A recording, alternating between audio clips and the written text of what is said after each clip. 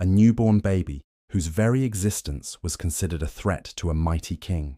His birth was hidden, his cries hushed, and his life ordered to be extinguished before it had even begun.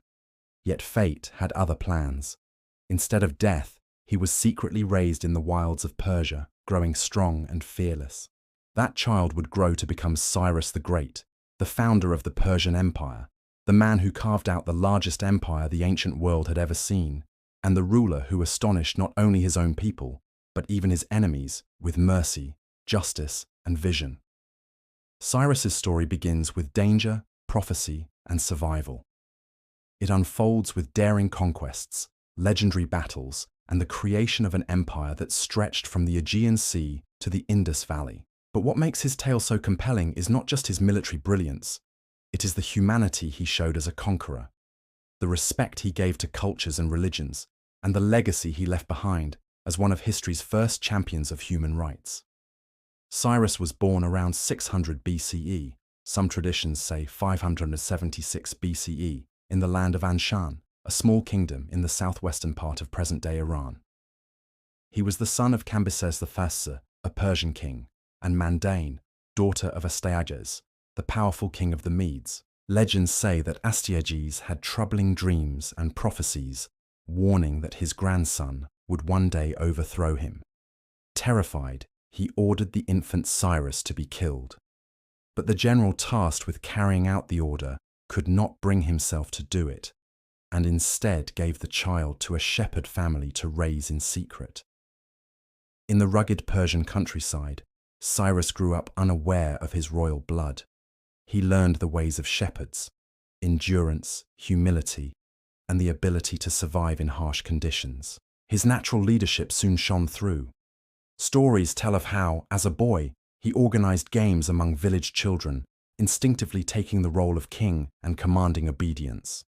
It was clear even then that he was destined for something greater. Eventually, his true identity was discovered, and rather than kill him, Astyages spared the boy, believing the prophecy had already been fulfilled simply by Cyrus's rise to prominence. But prophecies have a way of proving themselves true. By the time Cyrus reached adulthood, he became a rallying figure among the Persians, who were subject to Median rule. Around 550 BCE, Cyrus led a rebellion against his grandfather Astyages. The campaign was fierce, but Cyrus's charisma and fairness won him allies, even among the Medes themselves. Astyages' forces were eventually defeated, and Cyrus became the ruler of both the Medes and Persians. Instead of crushing his former enemies, he united them, forging the foundation of what would become the Achaemenid Empire. Cyrus was not content with ruling a single kingdom. He envisioned something far greater, an empire built not just on conquest, but on tolerance and cooperation. His first major challenge came from the mighty kingdom of Lydia in Asia Minor, modern-day Turkey. Its king, Croesus, was legendary for his wealth and arrogance. Croesus miscalculated, believing he could stop Cyrus by striking first. Instead, Cyrus defeated him in battle, besieged his capital at Sardis, and captured him. What happened next stunned the ancient world. Instead of executing Croesus, as most conquerors would, Cyrus spared him. In fact, Croesus became a respected advisor in his court. This act of mercy was not weakness but strategy. Cyrus understood that respect could achieve what fear never could. After Lydia, Cyrus turned east, expanding his empire into Central Asia. His campaigns against nomadic tribes and formidable kingdoms were difficult, but he adapted quickly to new forms of warfare. Cyrus's genius lay in his ability to combine military strength with diplomacy. Where brute force failed, he forged alliances. Where resistance burned, he offered peace and autonomy. But his most famous conquest came in 539 BCE, the capture of Babylon, one of the greatest cities of the ancient world. The Neo-Babylonian Empire was powerful and wealthy, ruled by King Nabonidus, whose neglect of traditional religious customs had alienated his people.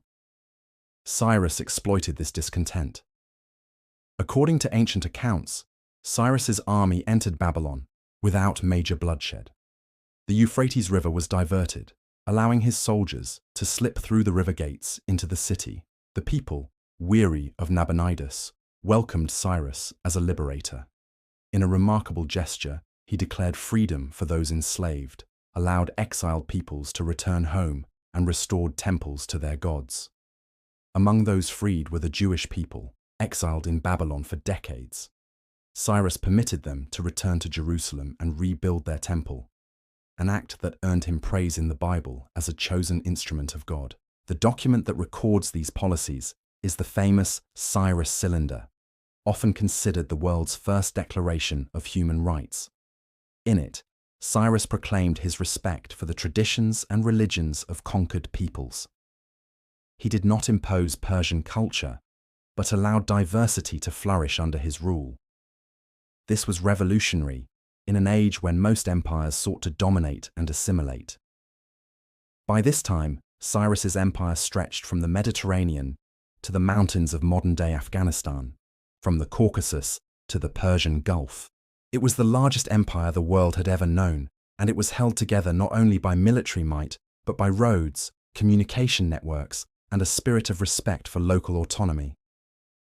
Yet Cyrus was still a warrior at heart, and his final campaign would be his most perilous. Around 530 BCE, he turned his attention north to the steppes of Central Asia, where he confronted the Massagetae, a fierce nomadic people led by their queen, Tomyris. Accounts of what happened next differ, but many say Cyrus was killed in battle against them.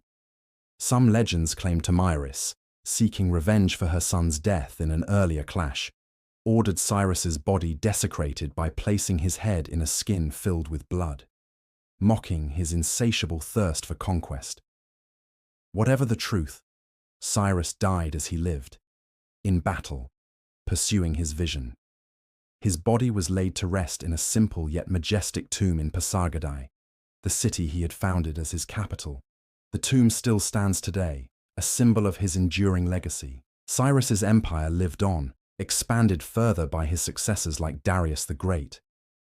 But it was Cyrus who laid the foundations, creating an imperial system that influenced not only Persia, but future empires, from Alexander the Great to Rome.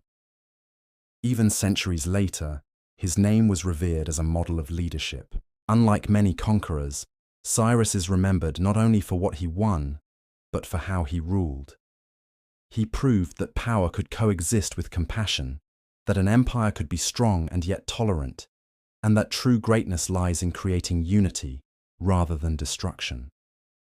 Facts about Cyrus the Great. Cyrus's name in Old Persian meant like the sun, or throne.